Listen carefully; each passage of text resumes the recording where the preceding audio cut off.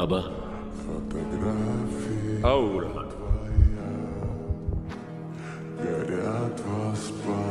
खैरियत है? क्यों आए हैं? मैंने तुम्हें यहां बुलाया क्योंकि मैं तुम्हारे नाम कुछ वसीयत करना चाहता हूं। बिल्कुल तुम्हें मेरी वसीयत है, बिल्कुल की बात है। जब अमानत तुम्हें सुपुर्द करूंगा उस वक्त मुझे बुरशा में वहां उस चांदी के गुंबद के करीब दफन करना। माशाल्लाह।